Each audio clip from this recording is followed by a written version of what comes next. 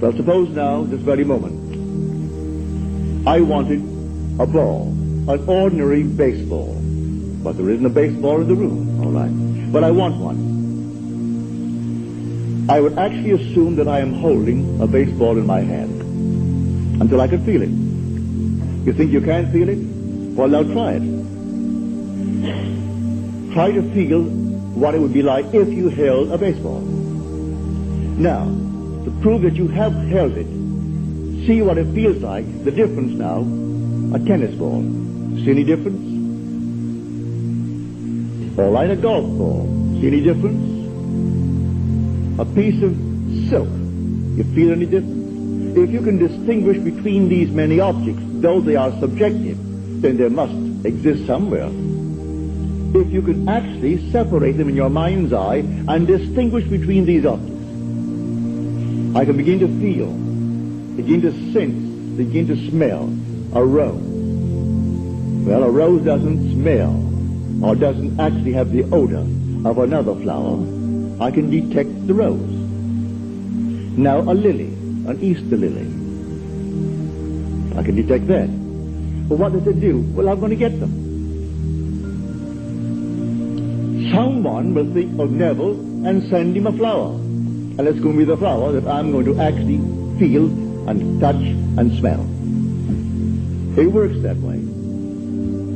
Money has an odor. It's unlike any odor in the world. It's more fragrant to the miser than the most marvelous perfume in the world. He can tell it. You put a money bag to his face, and it's like putting roses to mine. He loves it. He can smell money. He can feel it. Money has a distinct feel about it. Put a $20 bill in your hand and ask you to feel it, and then put another piece of paper in your hand, and you can tell the difference. So tonight, take a go. Make it a lovely go, either for yourself or for another. Any time that you exercise your imagination lovingly on behalf of another, you're mediating God to that other. So, bring a friend before your mind's eye. Represent him to yourself as the man or the woman that you would like them to be. And don't tell them, ask for no praise, just assume that they're talking to you and telling you the most marvelous news about themselves.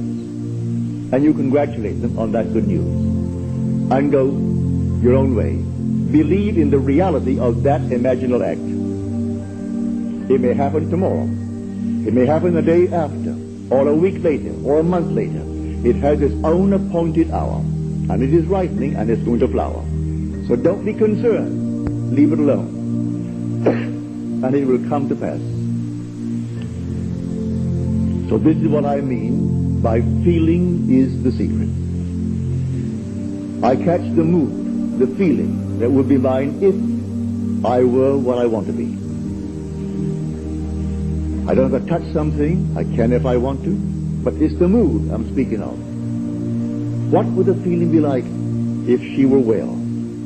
If she were this? And then you catch it just as though it is true. You always go to the end. And the end is where you begin. We're always imagining ahead of our evidence. So go to the end. And feel the end. And then dwell in that end, even though reason denies it and your senses deny it. You turn your back upon the doubters. That is your senses and what reason dictates. That's the hell or the devil or Satan in the world. That's the doubter. So you turn your back upon it. And then you walk as though things were as you want them to be. And living in that assumption, it slowly hardens into fact.